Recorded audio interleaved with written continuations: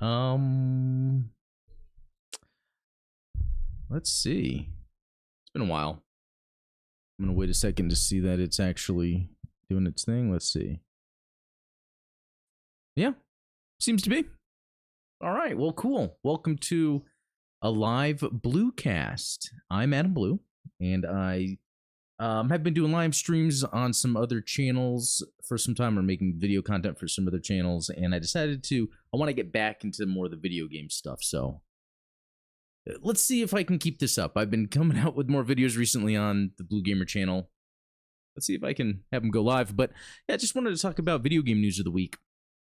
Because I'm just fascinated with video games. So I'm always keeping up with the news, and I always want to talk to people about it. I have the Gundam Explained YouTube channel that I do live streams on every Thursday, but it's not gaming focused, even though sometimes games come up.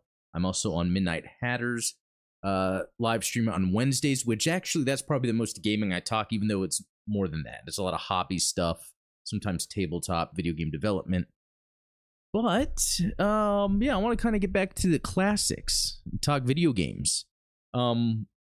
So yeah, I didn't really plan this ahead of time, so people probably don't know I'm going live unless they stumble across it. But it's all about the consistency, just doing it, and let's see if it works out.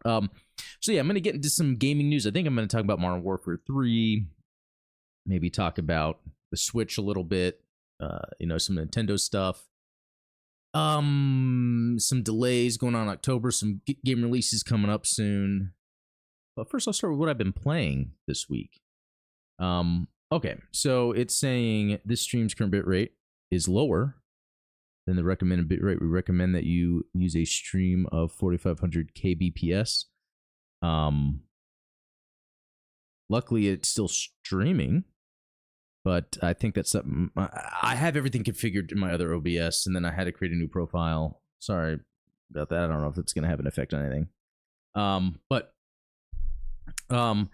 So what I've been playing, I'm always playing Gundam Battle Operation 2. That's just kind of my go-to game. I love it. It's like a Souls-like mech PvP game that has constant updates all the time, constant new suits, updates, changes, balances. There's always something new going on. It's pretty fun. And it's Gundam. I like Gundam. But it's more than just it being Gundam, because it's a game I really like. In fact, there's Gundam Evolution, a more recent Gundam game that I don't even really like it, so I don't play it, even though I really like Gundam a whole lot. Let me take a sip of this. It's not brought to you by LaCroix, but... So... But because I have my Gundam YouTube channel, sometimes I get so into Gundam that I got to take a break of it. So lately I've been playing a bunch of other games. So Sniper Elite 5, and I think I did a video about this maybe a week or two ago. They came out with the last DLC map. Excellent game. Tons of fun. I feel like it's not talked about that much, but I feel like just the nature of it being a sniper World War II game, it just sells well. But amongst the gaming zeitgeist, it's just not talked about. When you're on YouTube watching gamers talk about games, that's not one that's popular and talked about. But it's the fifth game. It's a lot of fun. Beat the last of the DLC. Really good. So I beat it, and I still had an itching to play it, because one map, I'm done. It's I want to play something else, so I decided to finish Sniper Elite 4, because I started playing it back when and I don't know if it was a Game Pass release, and that's how I started playing it, but I bought it, I forget, I got it on, or it might have been GameFly, I don't know, but I got it on Xbox One, played until the 5th or 6th level, and then I just stopped, didn't pick it up since, and then, I decided, I got to go back and play through that game because I like it. And it's funny because that's a game where, it came out maybe 2018 or 2019. It was a pivotal moment in my life, and I played. So a lot of memories of that game are in my mind because it was during a pivotal moment of my life. This is when I had just got a new job, and we were looking into moving into a new home. So there was a lot of big life changes that were going on. So it was kind of cathartic going back and playing it and then finishing it and beating it, especially at the level that I was last at. it's almost like I had that memory of back. And that's the thing about these games being open world. There's a bigger attachment to the space I'm in. It reminds me of a dream, having dreams and the feelings we have about dreams. So I got to the part, one of the maps that I didn't beat. And by the time I got midway through it, I was like, okay, now I'm seeing this new other side of it. I'm now on this side of that. And then I beat the game and it felt really good. I got the DLC, beat the DLC. The only thing is it had 2 maps that you can only play on co-op. So I need a plan to do that sometime. My kids aren't really too interested in that game, so probably won't get them to be able to play with me. But speaking of that, on Game Pass, Broforce Forever came out. Now, Broforce is a game that I even have some videos of on the channel back when I was posting more videos. I think there was a guy named Ben and Cody. I don't know if you guys remember Cody being some of the Bluecasts before. And we played some Broforce. Anyway, I was trying to get my youngest to play it, and he's just like, no, that looks dumb. And then he started playing it, and then he started liking it. And I think some of the things that make it fun is as soon as you die, you start that part right over again, and the levels aren't long. Because sometimes you'll beat a level and you do it in like a minute and 30 seconds. But I like how we die immediately and then start over. And I think he liked that because there's the constant, okay, we're constantly playing. But the other thing I think he liked is when we would unlock a character, or we'd rescue, new characters, the prisoners, and then sometimes it will be a new character you unlock. And he would be excited because he'd be like, oh, what's this from when you were a kid? Because it's all like 80s things. It's like RoboCop, Rambo, Ash, and Blade, are 2 of my favorites. It's funny that they're in there. And so he really enjoyed that. We got pretty far, not too far in it. We might beat it. It just like when I played on PC, it just got old really fast. As fun as it is, there's just not much to keep you. So then what happened was Hunt Down is a game that had a sale, and I was like, oh wait, this looks like Broforce. I've been wanting to play it, but it's kind of a more traditional old school 16-bit game. Yeah, it certainly is, and it's actually excellent. I've been meaning to play it forever. I just hadn't got around to it. Finally did. And it plays exactly like I thought it would, and is exactly what I want. Because it reminds me, I'm also wanting to play through the what is it called? Bloodstain. Not Curse of the Moon, but the 2D one. Or they're both 2D, but the more traditional 16 8-bit one. And those are the same type of thing, level-based games that you go through. It's not like a full map. And so, yeah, had a lot of fun playing Hunt Down. Hunt Down? Yeah. Weird name if it's called Hunt Down. I don't know. For some reason, I want to call it Showdown or something else. But anyway, great game. And then, so I was on this kick of, instead of like basking in Gundam stuff for my channel, I'm using this break to just get into other little things. So then I was playing SNK Heroine,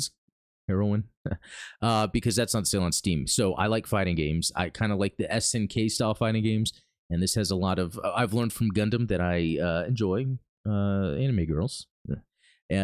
And so I decided to try this SNK Heroines game. It was cheap, on sale. And that's actually pretty fun. It's a little surface level, so I don't know if I'm going to be playing it too much. But when it comes to fighting games, I always just love playing through just the main, and I don't want to say campaign or story mode, but not arcade mode. Sometimes there's just more of this, like the standard single player playthrough. I love doing that in fighting games. Even if I don't spend my time with a fighting game to like learn all the moves, I just like that I've played through it. Let's see. Was another game. Oh, another one. Streets of. I know I'm going through all these games, and a lot of it was because I was trying to find games to play with my son, and he was like, "Nah, not interested, not interested." Streets of Rage 4. I had never beaten it, but I got pretty far, so I've been playing it, and it's good. It's a little, it's actually really good, just a little more basic since there's been this revival. I think this second revival of these side-scrolling beat-em-ups, I would say early 2010s is when I think the first revival happened. There's games like Sacred Citadel. And then after that, some other ones were coming out. Scott Pilgrim. And 99 Vidas and Mother Russia Bleeds. I mean, more those are later, but this second revival has been happening with the Ninja Turtles game. We saw the movie recently, the new one, so we went and played that game. There's DLC coming out, by the way. Had a lot of fun that, and I just loved the controls of the Ninja Turtle game, the nuance in the moves, considering it's a limited button skill set. So, that was fun. So anyway, yeah, jumping into Streets of Rage 4, about to beat that. It's not too difficult once you learn what moves you should be using, how you should be moving along the 3D plane to avoid enemy attacks. But it still looks good. It's a lot of fun. The art style is interesting because it's almost like they took the old school art style, the pixel graphics, and just like smoothed it instead of like what was the real interpretation. And I like that. I love that about old school games when they make new ones, is how they are interpreting the art style. I think the Ninja Turtles did a good job of just making it, well, it was supposed to be based on the cartoon, so this will just look like the cartoon. They did a good job with that. I wonder if there was another one I was playing. It's like I should load up my recent plays. But anyway, so beating Sniper Elite 4, finishing up Streets of Rage 4, and Quake 2. That's another one that I was playing. And I'm mainly just playing it to play a new campaign. So it's almost like it's a brand new Quake 2 game. I don't know how to explain it really. It's made by Machine Games, so they're doing a lot of the Bethesda games. I think like the Wolfenstein. I think aren't they working on? Isn't it the Indiana Jones game they're working on? But anyway, they made a brand new campaign for Quake 2, which is awesome. Like I see all this coverage of Quake 2, and sometimes they'll offhandedly mention, oh, there's this new campaign. But I think, wow, isn't this awesome? A brand new campaign. Let's take a real well-known, is well-known the right word? A reputable modern game developer, and let's see how they can make a campaign of an old game engine, and make it feel modern, new, and fresh. And you know what? It feels great. It's not too dissimilar from other id Software style stuff. So like Doom Eternal and all that, the fast-paced combat, but the map design is awesome because there's a lot of twists and turns. It reminds me of playing those older games. I think it's great. I mean, if anyone has Quake 2, you get this free update because it's remastered collection. QuakeCon was just recently, which I'm just down the street from, but I didn't want to go because this year was BYOD only, and you had to pay like $100 to enter, which was disappointing. I don't know why they did it like that. Sometimes my family, we would all go, but not this year. Anyway, yeah, play Quake 2 in that new campaign. Let me know what you think. I almost want to do a deeper dive on it because it's like opens up with a hub world, and it kind of reminds me, Quake did the same thing, which I guess, did Mario 64 copy that, or was that vice versa, where it's like the painting or the hub world, and then you jump into the thing. So Quake 2, this campaign also does that. So you can choose what level you want to start with first. And I love it how it has it like you're being dropped down on a capsule or a, what do you call that? Not a lifeboat. There's like a escape pod. There you go. And then, yeah, you just start the level. And so far I've only played 2 levels, but they're varied in design, and I like that one. Seemed like some traditional Quake style, like temple with lava and weird mechanical things going on. The other one's like a sewer with water. So that was pretty cool. Lastly, and I don't know if this really is lastly, but next up, Company of Heroes 2. So I'm a big RTS fan. If you haven't seen it, I posted a video just recently of that new Tempest Rising RTS. The demo's out. It plays awesome. I cannot wait to play it. Like, that's exactly the type of game I want to play, and I would be playing right now. That demo's available on Steam. Loved it. I think I just said that. Anyway, so I saw an ad for Company of Heroes 3, and I'm like, man, I've been wanting to play, but I remember not liking Company of Heroes 2. So I decided to jump back into Company of Heroes 2. Maybe I can play through that, and it was a 10-year-old game by now, 2013. The first Company of Heroes I played so much. Back when I had a house with roommates, we would LAN that game all day, all the time. Company of Heroes 2, for some reason, I didn't get into. Anyway, I've been playing it recently, and it is fun, but I think it was too much of more of the same. I'm kind of like, yeah, I'm good. there's some itching. Like I got to on my like the third level, and then I lost the mission, and I'm like, yeah, that was fun. And I'm like, but I kind of want to figure. The strategy bug hits me. It's like, I kind of want to then figure out what I can do to beat this mission. And so I could jump into that. I just kind of like that I have been sort of jumping genres to kind of keep my interest up. And I know I just said lastly, but I'm going to go lastly. So, Ghost Recon Breakpoint. I appreciate Ubisoft. Normally their games are just okay. And at a point in my life where I really want to play what I really like and what I'm getting full enjoyment of, there's less about me playing something just to play it. I have to be like, there's a reason I want to play. There's a deep meaning to it. I wanted to try Ghost Recon Breakpoint because when I'm looking at like the Sniper Elite page on Steam, it's like suggesting it. And I've looked at it before, but the reviews are bad anyway.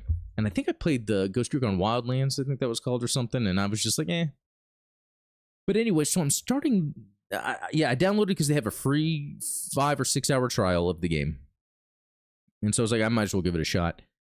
The first thing I noticed was I was almost like bombarded with options and settings, which at first I was like, okay, this is too much. I just want to play the game. But then I realized, wait a minute. They're giving me the options to tweak the game to my play style and liking. And I was able to find something similar to the Sniper series where, it stays third person. Even when you zoom in the rifle by default, it's iron sights.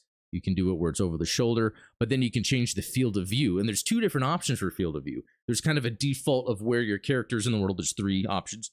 And then there's, from that, you can change the field of view.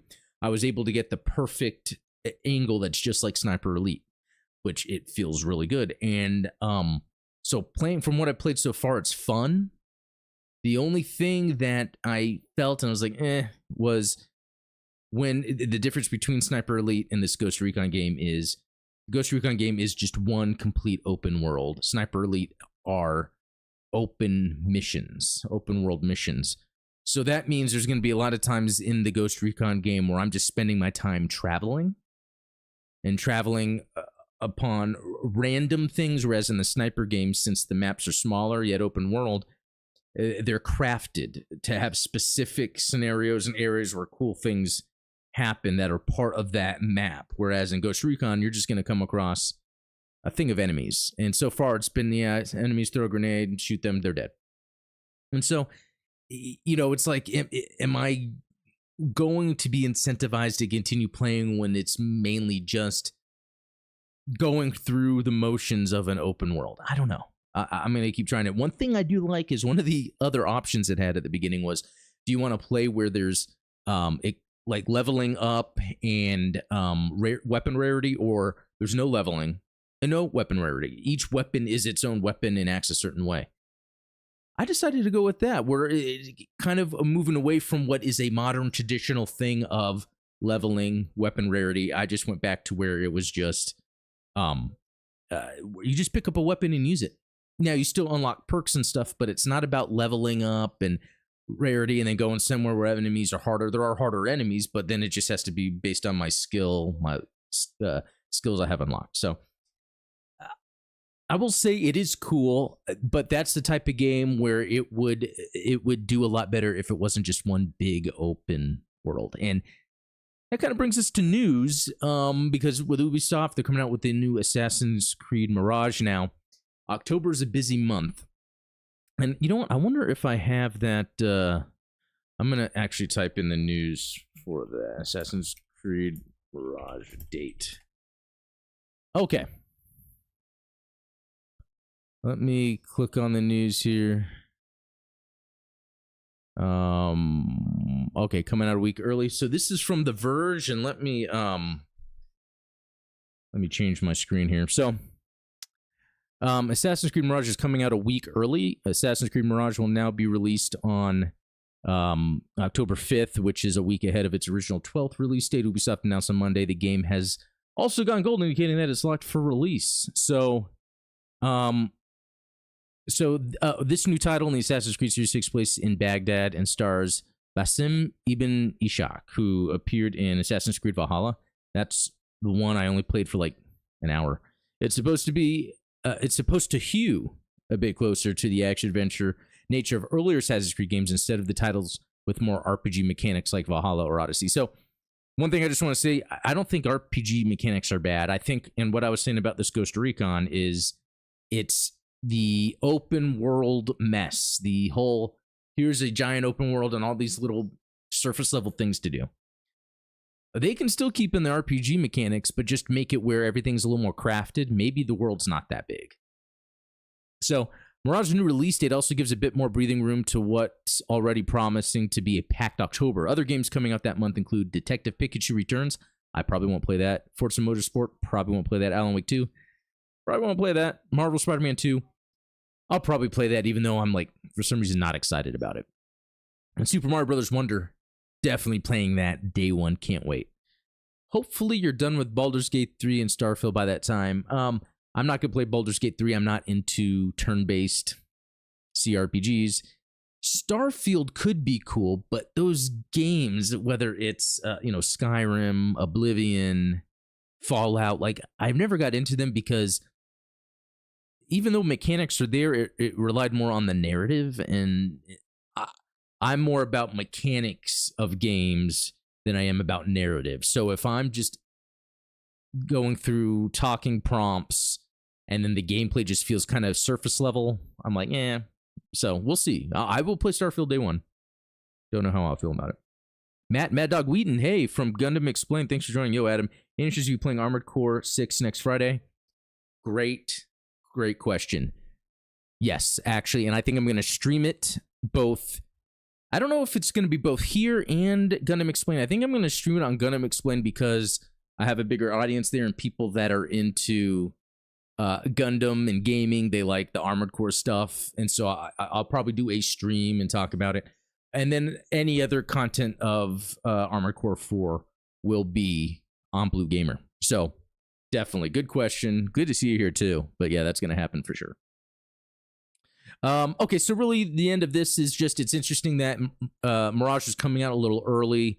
They're trying to navigate around all these bigger titles that are coming out. I almost feel like Assassin's Creed might get lost in this. I haven't been seeing, I feel like I'm seeing more about Modern Warfare 3 than I am about Mirage.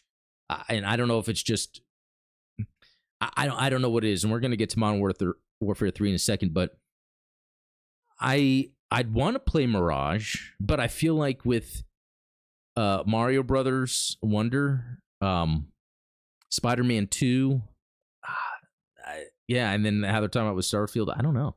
We'll see. Okay. Let's see. What are some other news stories we could talk about? So, oh, here's something I talked about on my Gundam channel. How, actually, let me go to video games specifically. How there's this new Gundam mobile game coming out that's been out in Japan. It's going to be coming out here soon. Okay, so here's something I saw. Modern Warfare 3's largest zombies offering to date has longtime fans questioning its existence. So, oh, is that an actual screenshot? That looks insane. Let me take a little drink.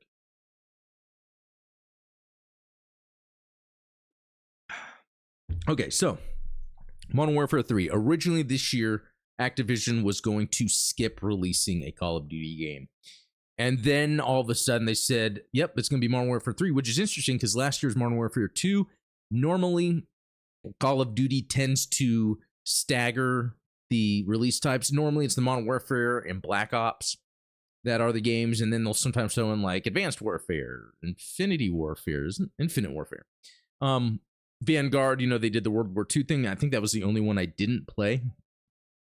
It was World War I. No, there was a Call of Duty World War II, and then there's Vanguard, which I think was World War I. I don't know. I could be getting these wrong, but I actually didn't play those, which is interesting because I would typically play every Call of Duty since the first one came out on PC. I remember that day in one of my apartments. I think it was like the second apartment I ever lived in when Call of Duty first came out, and me and my roommate were like, whoa, this is amazing for a first-person shooter. But anyway, the thing was, this year they weren't going to release a Call of Duty, and then they decided to, and I think it stemmed from there was going to be a DLC pack coming out for Modern Warfare 2 that was going to have all the Modern Warfare 2 maps. And then I think by the time they were to release it, they were like, you know what, this game is big enough to be a full release, which I don't really mind. I think Call of Duty is one of those sort of surface level games that can be yearly. It's kind of nice around, and I don't know when this release date is, October, November, around that time. I just know during that time, you know, that's the time to play with your buds, friends, family, playing some Call of Duty online. So against all odds, Modern Warfare 3 is bringing back zombies mode in a first for the series. Unless the Modern Warfare series. But when Activision teased that it would be the largest zombies offering to date, everyone in the starving zombies community suddenly was interested in the game. Except, of course, the result is not what the initial statement would have you believe. Modern Warfare 3 has officially been revealed now, and the zombies offering has been confirmed to be a big map, seemingly the next Warzone map, where the experience will be a mix of Black Ops, Cold War's Outbreak mode, and Modern Warfare 2's DMZ. That was pretty interesting, that DMZ, but it didn't hold my attention. Simply dubbed Modern Warfare Zombies, the mode is developed by Treyarch and will tell a story in the dark Aether canon, but set in the Modern Warfare universe. Like Outbreak, missions take place across different sections and increase difficulty as you play.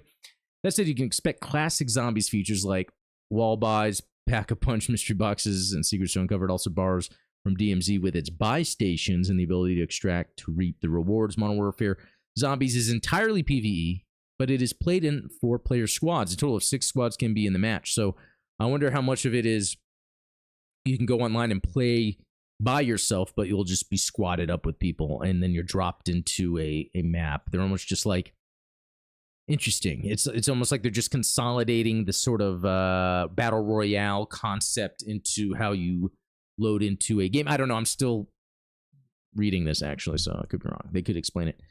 A total of 6 squads can be in a... Okay, so that's interesting. Not surprising, the response to the news has not been very positive, especially from longtime Zombies fans who were hoping for the more standard map-based approach. Zombies is often a solo or co-op with friends type experience, so expanding it to multiplayer isn't something that players are looking forward to. Okay, so that kind of confirmed what I was just saying, and yeah, that is not as interesting to me. The good news, it's so lazy that it won't have taken any assets away from 2024 Zombies production. Okay. Okay, so I guess the 2024 is going to have a Zombies. I don't know if that's news or they're just referring to the Call of Duty that comes out in 2024. This is effing terrible. Elsewhere on the Zombies subreddit, the general sentiment, people complaining. That happens. Even those hopeful that more information, actual gameplay will provide a clearer picture have tempered their expectations to the point they've accepted their fate. I agree, the sub freaks out. Okay, so November 10th is the launch. 16 multiplayer maps that are all remakes. That's what I'm looking forward to. I played a lot of Modern Warfare 2 with my brother. It will be cool to see that. So yeah, we'll see. I don't know what to expect from that. There's a couple things they talk about specifically with like the radar, enemy indicators, canceling slides, I think it is. So there's a lot of interesting gameplay additions that will be in this that's not... And it's funny, I loved Modern Warfare 1 Remake. Loved that. But the second one, I got bored of it pretty quick. I'm curious to see what this third one does. It's interesting how there's always little tweaks made, and there's just like a feeling. I remember like the Black Ops... Was it the Black Ops campaigns where like the first 2 were awesome and the third one was horrible? And then I think the fourth one didn't even exist or something, I forget. It's weird how there's varying degrees of what they're actually doing or putting into these campaigns. But all right. Some shots from Call of Duty. Yeah, it's supposed to have a campaign. I guess some returning characters. I don't care too much about the campaign, but sometimes I just like to play through it for fun, especially on PC, turning up the graphics. So Armored Core 6 showing intense 3v3 PvP, so that's cool. I'd be interested in seeing what the PvP is like, though. I think it would be faster paced than I really care for. Not that that's a bad thing, just I like... When it comes to PvP, I really like deep systems like GBO2 has. Every weapon in Quake 2 remastered ranked. Oh, that's kind of a interesting thing. Exoprimal. You know, I never played that. It looked interesting, but it also looked more like a there's a lot of these multiplayer games that are just more of pastimes than they really are like thought out games. That sounds wrong, but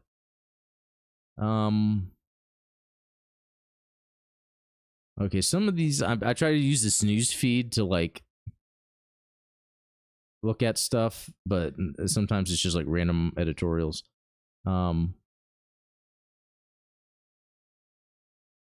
Dang. Video cards. Yeah, no, I'm scrolling through this forever. Yeah, not too much going on there. Let's look at some of this.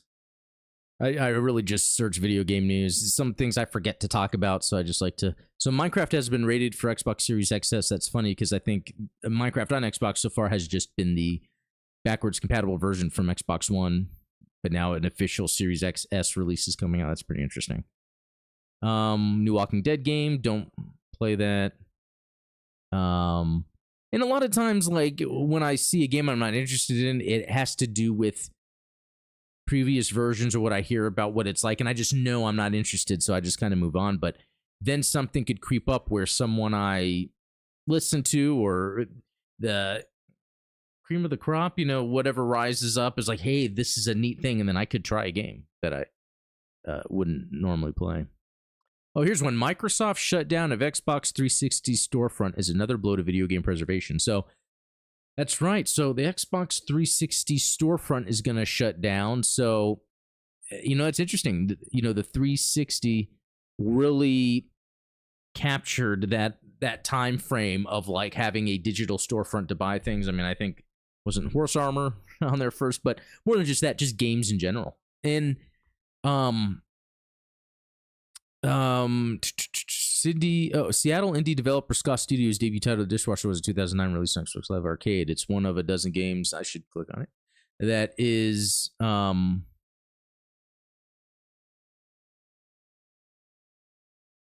there's 220 games that are still digital exclusives. Oh, and there's a list. I don't know how many. Is Alien Rage? You can still play Alien Rage. I'm pretty sure it's on PC. Yeah, it's on PC. I guess they're just talking about games that have no.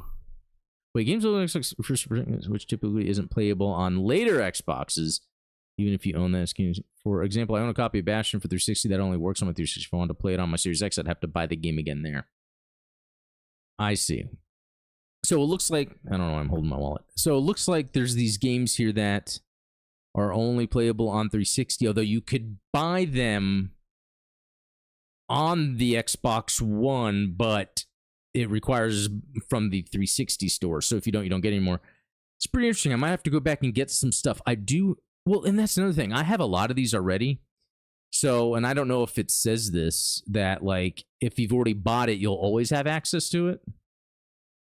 I should have read this first, shouldn't I have? Or if it's just you can't buy it again. Because I do have most of these. There's what is it called? Fist of the North Star. Okay, because that's right, there's a disc version. So there's like a game that can only be played on 360, Fist of the North Star. 1 and 2, and it's pretty good, and it's on 360 or PS3 also. Fatal Fury Special. A lot of cool games on here, but they're available in other ways. These Kinect ones, that's interesting because that's going to be, and you know, at the end of the day, these are going to be available on other. Yeah, Resident Evil 4. Yeah, there's going to be other ways to play these games. There's going to be emulation. You know, I wonder if anyone has done a deep dive in what games, like, there's no other way we can play these. And that would be interesting to see. Thunderwolves, isn't that, wasn't I just playing that? Yeah, it's, yeah, I play on Steam. Let me look at that real quick.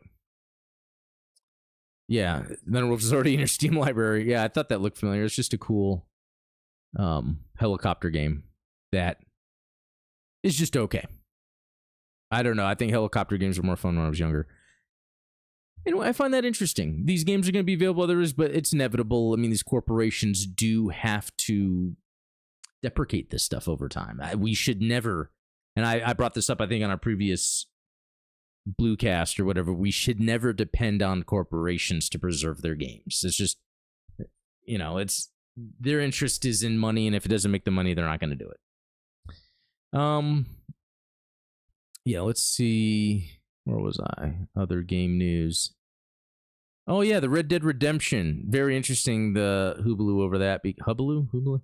Because it got the remaster on Switch and PlayStation, but it's the 360 version. The backwards compatible stuff were already like upscaled, so it's not like a true remaster. Then some people aren't happy about it.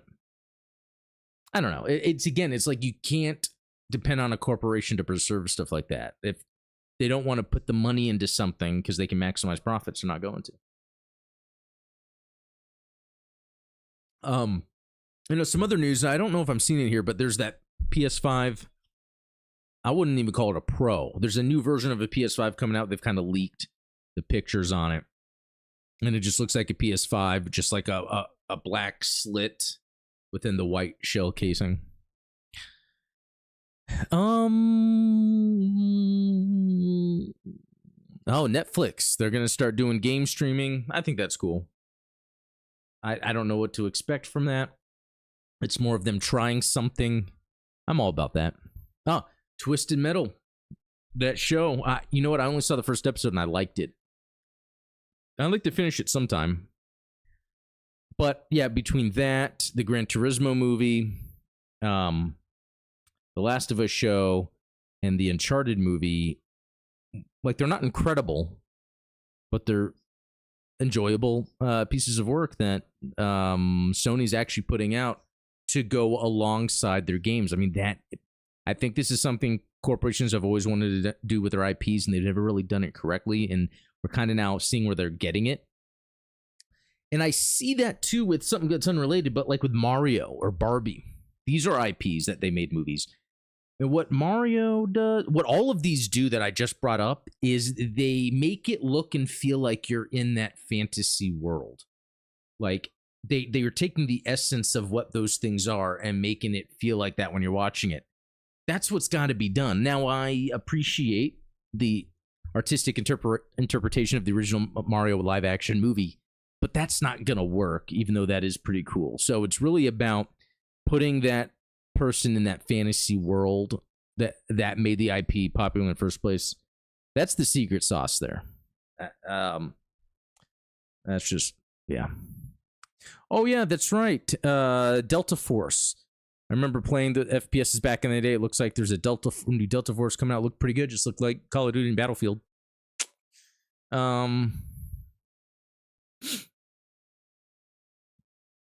Yeah. Oh, yeah. Gamescom is coming up soon, so we're probably going to see some cool releases there. I'm hoping Rebellion announces a new Zombie Army game. I love those games. I played the fourth one on 2 different consoles. It's crazy with Rebellion in their games because, like, they're AA games. They're not like AAA high production games yet. They feel so good to play, and they typically run very well. And then they get over-optimized. Not over-optimized, but I would say that in a way where a AAA game won't, because I don't think these publishers really want to go that far into that. I don't know if that makes sense, but... Oh, Texas Chainsaw Massacre game just came out. I was watching David Jaffe's stream where he was playing it.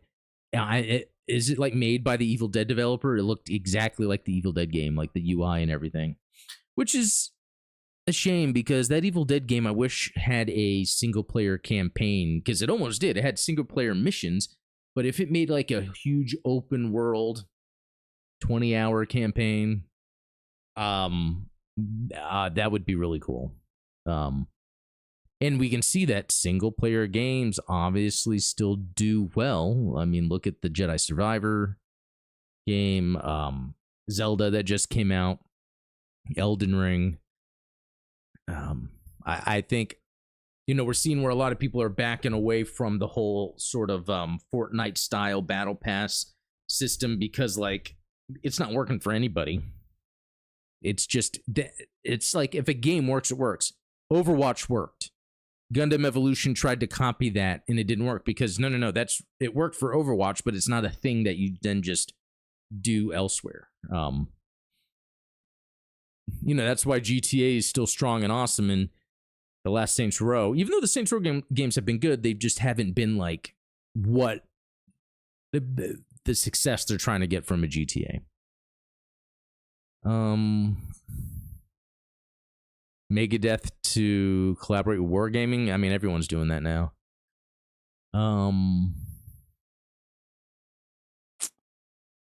Well, let's see.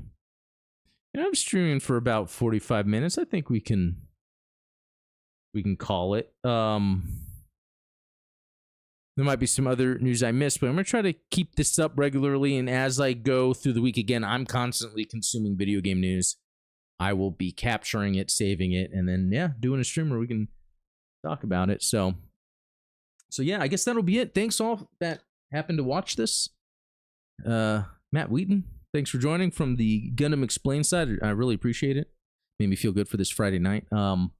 If anyone has any suggestions for how or when you would want to watch this, my goal is, during my workday, I am listening to video game podcasts or other podcasts, but video games as well. I want to be able to provide that to people too. So you have like a good 45 minutes to an hour where you need to work on something and want to listen to something. I hope this is entertaining for you. But also if you ever want to, send me questions also, because I feel like compared to Gundam, I know way, way, way more about the video game industry, and I love answering questions about it. Feel free to hit me up. Where do you hit me up? Well, that's a good question. Probably just here on YouTube for now, just in the comments.